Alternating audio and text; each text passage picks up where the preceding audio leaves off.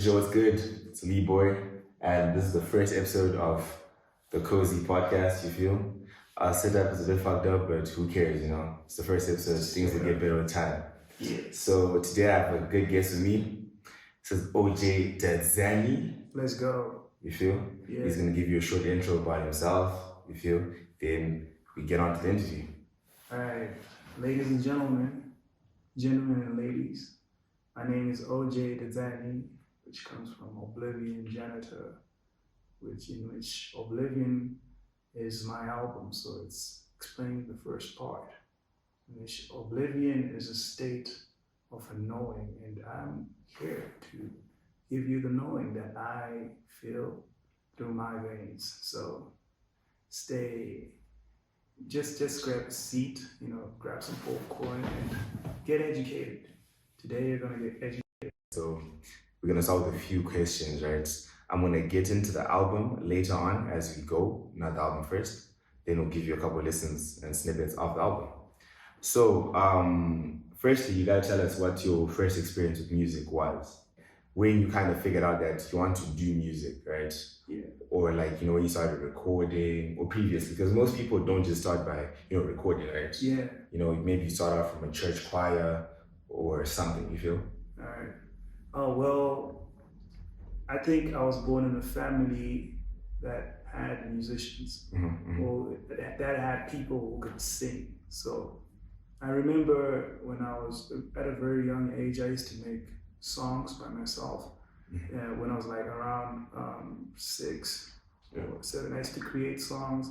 And usually I'd get these songs from my dreams. It was all crazy, but it sounded really good for me. And then I discovered when I was 7 or when I was 8 that I actually had a great voice. I could actually sing in the choirs and all. So that was part of like my introduction to music.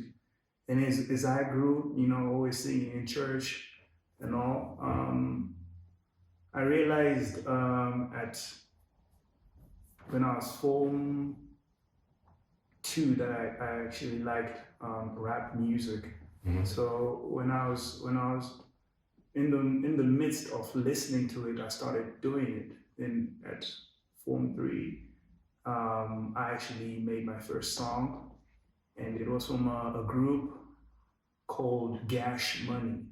That's when I started writing my rhymes. I wasn't really rapping. It was more just play with the words and always end with something that rhymes with the last thing. And it sounded really good at that moment, So that's when my rap career started when I was 23, and that was in 2011.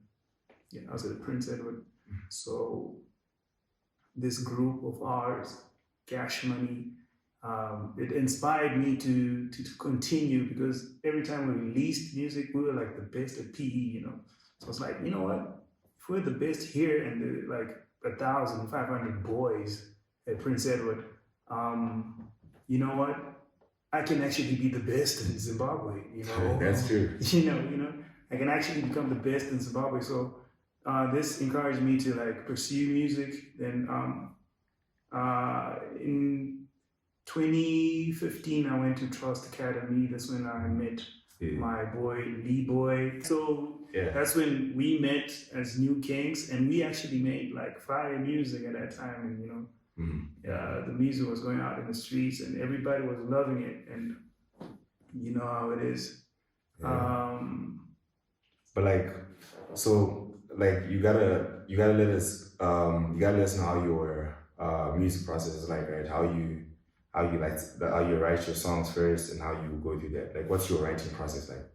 All right, my writing process evolves, Okay. So I don't know if you're asking me for right now or. But now take us through it. Take us through it from the beginning, right? Because I always know your writing process, right? Of course. From before, right? But take us through your music process and how it has evolved from when you started up to now. Okay. All right. So initially, when I started rapping, what I would do is I would have the beat with me, right? If it's a 3-minute beat, I would structure it out. I want the chorus here. I want the hooks here. and I'd like write it out. I'd write the verse. I'd write it. So, that's when I used to do the rhymes, what, then I'll write it out. Then I'll have to go to the booth. I would have to rap whilst I'm standing, whilst I'm reading. Okay. Now it's different now. Yeah. Now I'm more concerned with the vibe. So if I'm not gonna freestyle with a few words that I know, I'm gonna mumble it out. So I'm gonna mumble. And if I get like the vibe, what I'm gonna do is I'm gonna put words in it. I'm gonna write later onwards. And usually I like to be in a space where I can control. Like I'm working with people. I'm gonna work with you because we're on the same frequency. Okay. We understand each other. Nobody's just doing random things. We're on the same level, wavelength. But in that case, right, how do you maintain your musical integrity, right? Because from what I've noticed, right, let's say when most artists are recording and making music together, right, they usually kind of try to match, to come into, let's say, their world. Like, let's say when we record, right? Yeah. You probably come into my world, but you come into my world with your own flavor, right? Yeah. And I do the same as well. But like, how do you adapt your music and make it like integral, right? So that you don't change your style for someone else's style. So, how do you do that? Because when you're collaborating with artists, you always want it to be the same vibe. But I necessarily don't think so. But like, how do you maintain your musical integrity? Well, I think when an artist invites you for a feature, they're not initially wanting you to become them. Right. They've noticed your flavor and they've liked it. So I'm gonna bring me, but I'm gonna bring me in your space. I'll try to adapt a little, like how you're doing things. If it's drill, you can put a little bit of aggression, whatever, but I'm gonna be myself because you're paying me to be myself, I'm gonna be myself on the track. I'm gonna give you what I came here for, and that's to be OG Dzanny. Yeah, facts. So like, okay. So most artists will relate to this, right? So we always have times where we get into something that's called like the creative block, right? Or writer's block. Yeah. So like, how do you overcome writer's block? Basically, creative block, I think it's more to do with inspiration. If you're not inspired to make a song, you won't feel like doing it. So if you ever come across creative block or writer's block, what I would advise you to do is sometimes travel. Okay. Like go from a place to another place. It doesn't have to be like taking a plane, take the next city, go see how other people live, it inspire you to write something that's different. Okay. I remember when I went to Chirezi last year, I was starting to make I was starting to write bars that say hazvina pressure kunge vhiri retractor. Oh yeah. Like ndozvikasadza rekata wenzimbe, because I was seeing how they lived, and I was seeing new things. So usually it's more of just leave where you are, then go to another place. Then when you're done there, you can always come back and you can always start fresh. Okay, interesting. That's actually a very good perspective. I also have those same type of moments as well. But for me, it's kind of like when I'm in a new environment as well and I meet new people, or something like something nice happens, I'll probably sing about it in a song. You feel? Yeah. But another question is, right? Most people, when they experience writer's block, they usually want to quit or they quit music for a while. Have you ever felt like quitting because of writer's block, or just quitting just because maybe they say it wasn't taking off, or what? Yeah, I always feel like quitting, bro, all the time. Yeah. Music it's very tough, bro. It's art at the highest level, but you don't get paid as much as you think you deserve. That's true. Yeah, so it's a tough thing, but deep down in me, I feel like it's my purpose to do this, Everybody has their purpose on earth, I can always make money I can always make millions, I can make billions of dollars, Yeah. but I still will make music no matter which position I am in life, you know. So it's something that you have to understand, that what do you want in your life? You know, think of if you ever have $1 million, would you be still doing what you're doing? You know, Sure. You know, so if you feel like quitting, you know, it's all right, but you need to know if you are in this, you know, for the full game. Yeah. If you're in this for the money or what, it's okay, it's cool. But when it goes down the drain, you're gonna say I quit. You know. So I feel it until I started feeling like, nah, man, this is my thing. That's your thing. It's my purpose. So no matter which position I am in life, I'm gonna keep making music. Okay, that's good, because like a lot of people always have this, because I know a lot of people who, like, let's say who we rapped with while like in high school, whatever, right? Yeah. They started music out good and everything, but later on they just quit. Yeah. Because it wasn't taking off, right?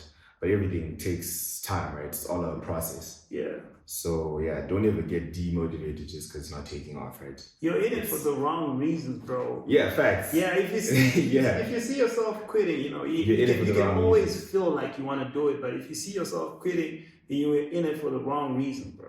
You know, I'm telling you, no matter which position I am in life, you know, I got that $1 billion, I still make music, bro. Not facts. Even if I'm busy, I'll find time, you know. Yeah. So if you see yourself saying I quit, it's because you thought it was about the money and you wanted to take that route. Music evolves, bro. Okay. You know, so sooner or later you're gonna become irrelevant, and you know, then it's just done like that. Yeah. So how does where you live affect your music, right? How does it affect your music content and your whole musical career as a whole?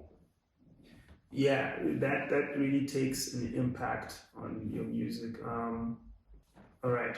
Yeah. What I want to say is, if you stay in different cultures, you know, you're going to be influenced by different sounds. Okay. Okay. So if you stay, let's say in Zimbabwe, you know, and we're always watching, you know, these channels, these South African channels. These African channels. Yeah, so when we're watching all these South African channels, what's happening is we're being influenced by Amapiano. You know, like nowadays it's Amapiano. Back in the day it was you know, those urban grooves and all. And if you see our music, you know, like when we were young, like 10 years ago, our flows were more like those guys in a way. Okay. And they're influenced by like rappers like from outside that we hear, like the Lil Waynes and all. We were influenced a little bit. So your music usually comes from those combinations of what you've heard, you know, because the definition of creativity is combining things that are already there to make a unique thing. Exactly. You know, so what you've been exposed to, if you've been exposed to, you know, like ancient Rome, you're gonna be like wanting to make trumpets. So it depends on what you're consuming. Nowadays, it's more of what you're consuming. If you're always watching Roman movies, you know, like all those saxophones, those, you know, the trumpets. Yeah, the trumpets will be like in your head. Okay. You know, so you can't know an instrument you've never heard. So you know, that's how it is. Okay. So we all know you do hip hop, right? Yeah. That's like what we know, right? Yeah. I know much more info because I'm an insider.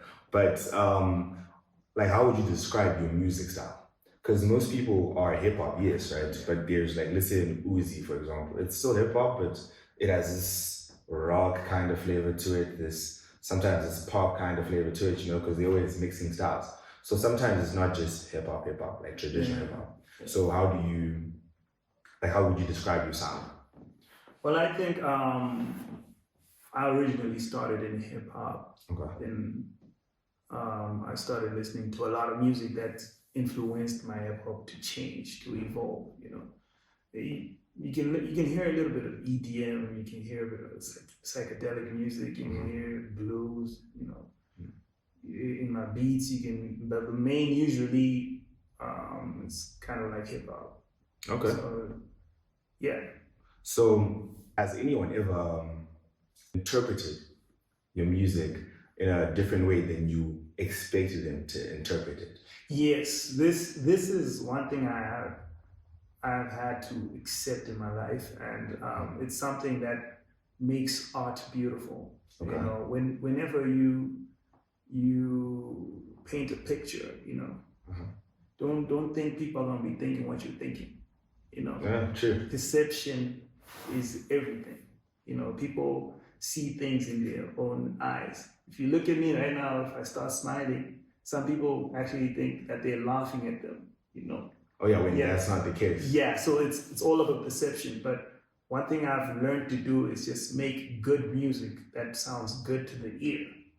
You know, no matter what you're saying, you know, all at the end of the day, all is vanity. You know, we're just saying things, and it's all coming to righteousness where I'm right, you know, you're right, I'm right. Yeah, you know. So whatever I feel like is right for me, you know, is what I say I am righteous. So like back to the point that we were talking about. We were talking about about like how people interpret your music. Yeah. So like when it comes to the interpretation, you know, perceive the music the way you want.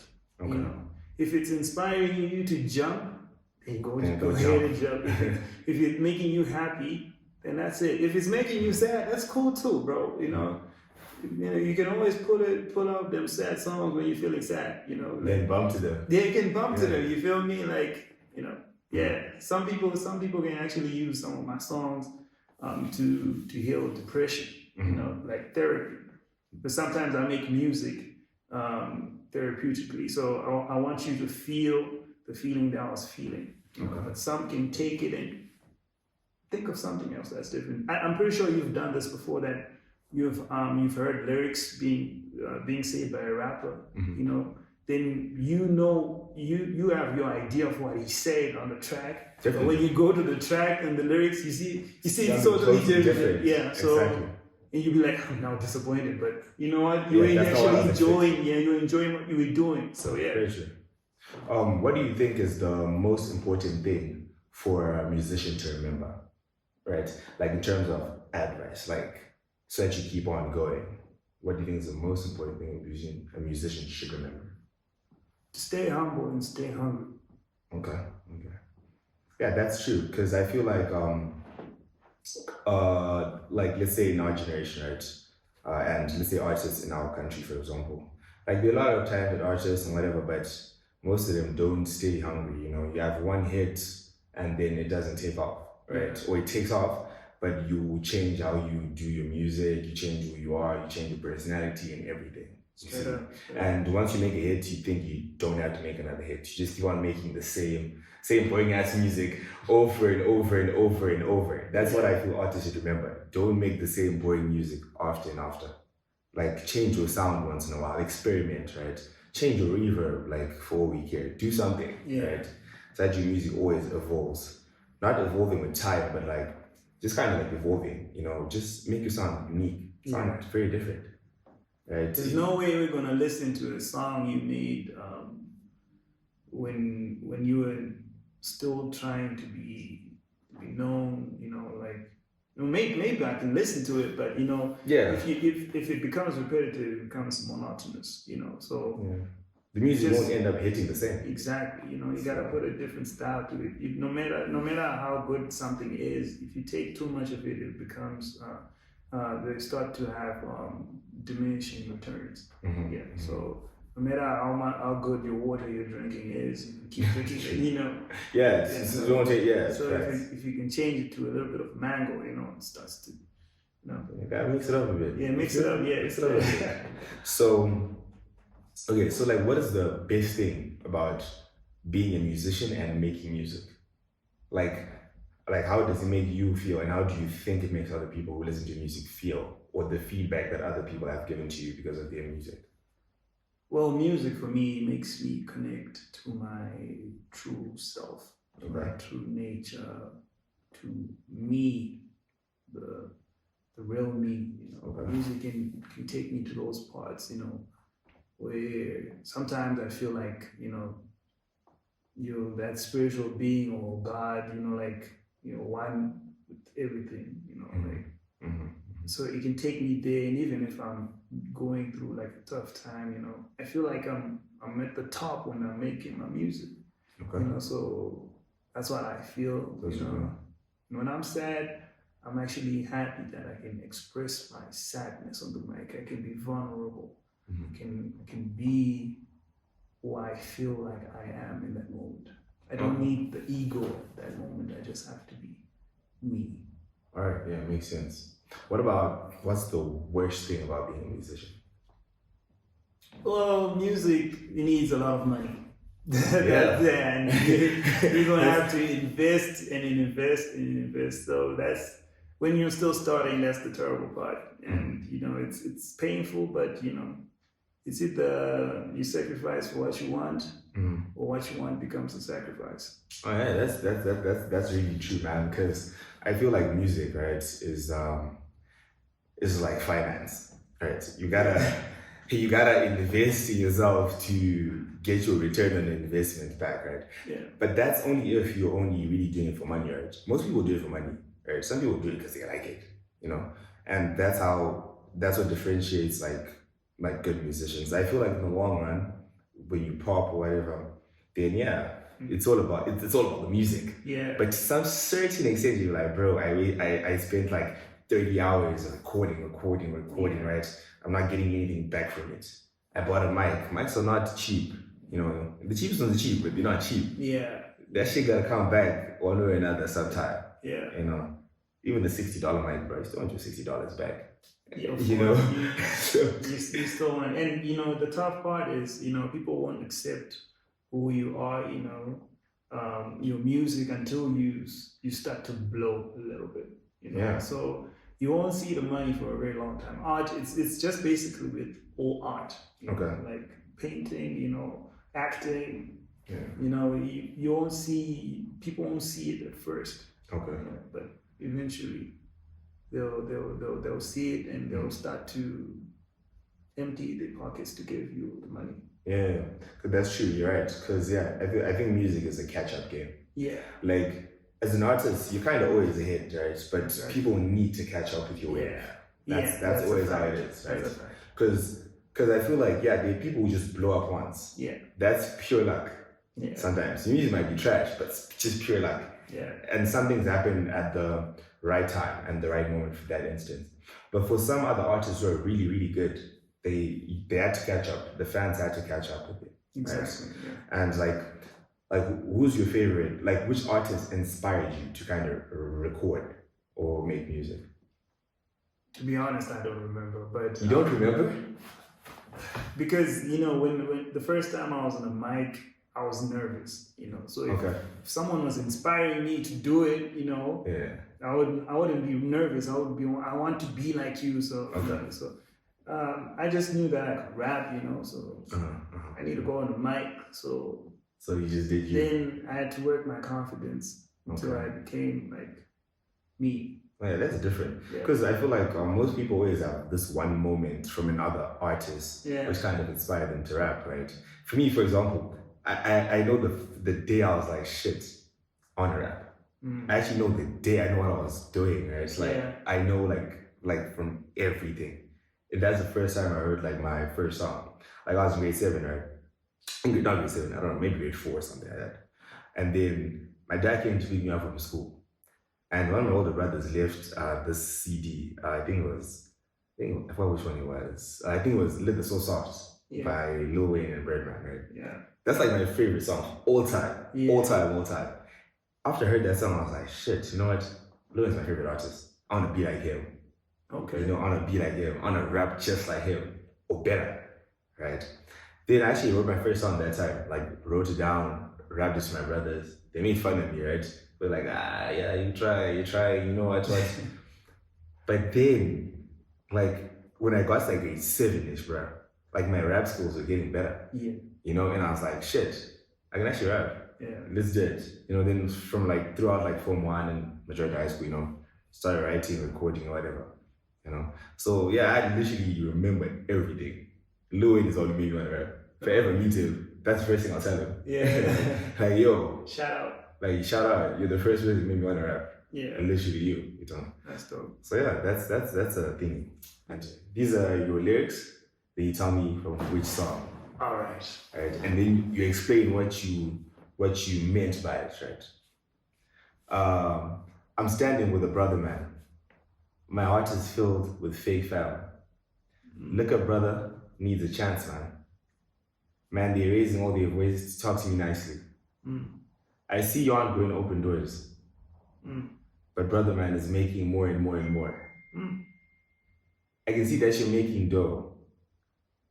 You don't have to say you don't know. You're going to have to open the door. Right? Doors. That's my favorite song on the album. Shout out. That's my favorite song. Legit. Yeah. That's my favorite song, yeah. I mean, this album is all, but it's not my favorite song. Yeah. But this is my favorite song, right? Shout out. Because of what I thought it meant, right? Maybe I'm wrong. Yeah. But what I thought you meant by this is like, yeah. Like, you have homies who, like, let's say, doing good or whatever. Exactly. But they don't want to give you a chance. Yeah. Just because they think you'll be bigger than them. Exactly. Right? Exactly. Yeah. You understood that song. Yeah. The way I understand it. Yeah. That song touches my heart. In life you always have people like that. They want you to do good, but not better than them. And eventually your time will come. And those are the same people that will be, are you doing this? See, that will be filled with hatred, or they want you to give them all, they want the money for whatever it is themselves. Yeah, that's true. And like, I actually have a thing where like, with whatever I'm doing, right? If it's something that I know I'm going to do in the future or soon, right? I'll probably tell a few people, but a few people I think that, okay, I trust these people aren't going to try to downplay what I got going on, right? Then they sometimes I'll just do something in silent, then you just see it when it pops up. And I feel like that's the best method because there are a lot of haters out there, man, and it's sad, but it's unfortunately it's a part of life. And we need you. We need you. You motivate us. You guys are what gives us strength, Yeah, they all motivate shout us. out to you, man. Okay, so another lyric as well. I need my freedom now, but the ones close to you are the ones who sell you for a price. Do I have a home or do I have a shrine? I'ma keep on fighting till the day I die. Exactly. Which song is that? That is Badara Chema. Okay, come on, point. You got it? Yeah. Yeah. What does that song mean to you? Well, it's mixed feelings, it's more of if you can hear in the song, there's a clip by Toby in Roots. Yeah. So it was mostly me taking that slavery in modern days. It was talking about mental slavery. Oh, yeah, escaping the matrix. Yeah, you can say it like that. Yeah, straight up. But like, how slavery is now like in the brain. Okay. Like I was trying to escape even these cell phones. Definitely. Sometimes you feel like, if you can't feel your phone, where is it? It becomes your slave master. Definitely. A lot of things become our slave master, and these people who have these things, who are giving us these things, they're making a lot of money. Yeah. And do you think it's free? No, you're the product. Yeah, you're the product. Yeah. Yeah. So you get addicted to it so much. So much, slavery. They just removed the pain part, but we're still like. We're still slaves. Yeah, in a way. So I was trying to break those chains, Okay. And at the same time, I was still accepting the fact that, as much as us as a species or as a culture or whatever, we haven't reached that level understanding that we are slaves and we have to get out. Oh yeah. There's this acceptance. And they keep on giving you things. Like the lashes that Toby got. Toby was bitten until he said, "I'm Toby." Yeah, I'm Toby. So with this, they keep giving us things until we accept that this is who I am. This is what I enjoy. So yeah, that's true. As humans, I feel like we are force-fed everything. Exactly. It's because, to be fair, right, we may think we're doing things out of our own will, but not really. It's a thin line. It's a half-half. It's a 50-50 thing. I feel like we're being force-fed as well, and then that whole that whole process kind of makes you think you're doing things like on your own will, right, by yourself. Yeah. When in actuality you're not really, to be fair. You're not. That's why they say it's programming in the matrix. Yeah, it's programming. You program. You think that you're doing. Yeah, you think you this is what you want to do, but exactly. This is what you have to do because that's what's in your programming. And that's true. Yeah. And okay, back to Badara Chema, right? Would you like to translate to the viewers who don't speak Shona what that means? Wow. Okay. In the simplest term. I'll try, but I don't think there is actually a term because it's more of a cultural thing than something that can be explained. So Badara Chema is basically, Badara means pay, and Chema it means crying. Crying, yeah. So it's basically just pay for my crying, just pay for my slavery, so that it doesn't become slavery. Just for me, I took it as pay the price. Yeah. Right. Yes. Okay. Pay the price. Like like you don't even need to explain what the price is. But when someone tells you you have to pay the price. Yeah. Like pay the price for your sins. Yeah. Or pay the price for whatever. That's how I take it. When I was doing this whole research, when I was listening to your album, whatever, I was like, shit, what would this be if it was named in English? All right. That's like pay the price. Okay. So pay the price. Yeah. If you knew Shana, it would be easier to understand anyway. That's right. Okay, fair. So, what is the worst advice, right, anyone has ever given you? When it comes to music or? Both, life and music. Like the shittiest advice ever. So much, bro. Yeah. I'm trying to look for a good one. Or tell me something, let's say a piece of advice, which hit your soul later on, and you're like, but that nigga was talking a lot of shit, bro. Okay, what do you mean when it's hit me? Like later on, you kind of realize was it good advice? That was crap. Let's say advice you took, because if someone gives you advice, probably you took it, right, or probably didn't. But in this case, let's say you took the advice, and then kind of figured out that, bro, this is all shit, bro. Usually now, I don't remember exactly when, but these days I usually take things with a grain of salt. I listen to what you're saying, but I don't act on it instantly. Definitely. I see how it works for other people, whatever. But when someone tries to tell you what to do, when you're supposed to be doing it your way, exactly. I feel like that's the worst advice. I know a lot of people who come up with really bad advice, but at the same time, I take things with a grain of salt. I listen to you, I can try a little, see if it's yielding something, but if it doesn't work for me, it doesn't work for me. If you tell me, bro, try making this type of music, bro, you're giving advice to yourself, sometimes, because you might be able to reach that frequency. Okay. And I can make this type of music, so Okay. Usually people try to advise you because they're trying to make up for their mistakes. In a way, because they kind of see you in them, why can't you do this? Why can't you do this? So some advice is good, but the one that you come seeking for, if you come to someone please advise me on this specific type of business and how to do this and do that, you know.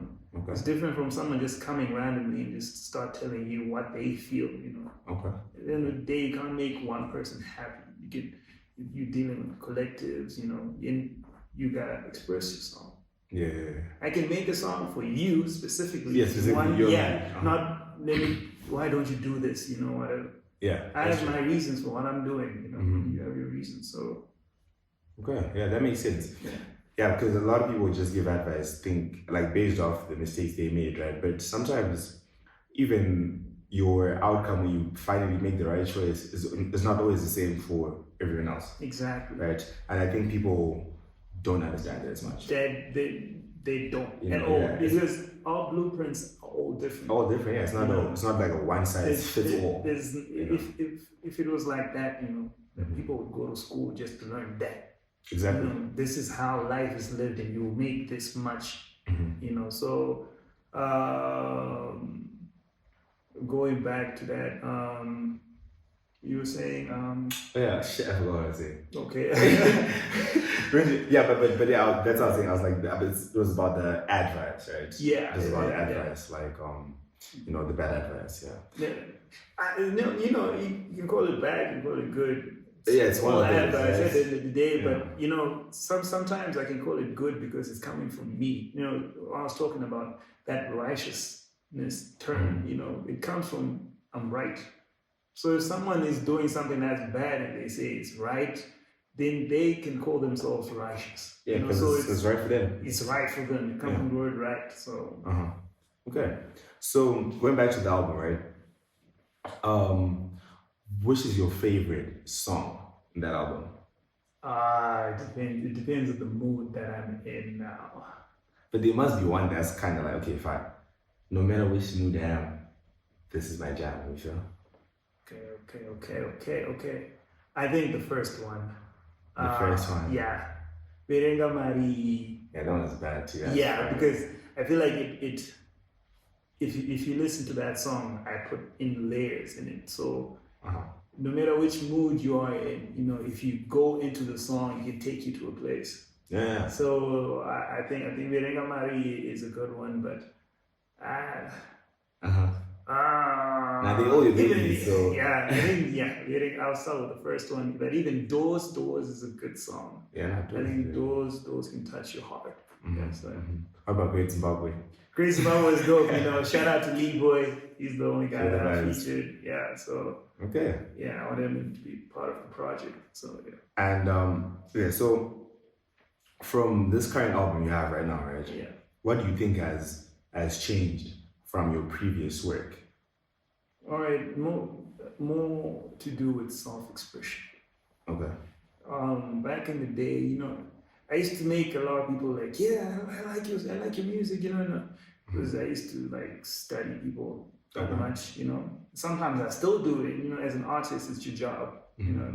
Like a magician has to study people, you know, how the reactions. It's the same with a musician, you know.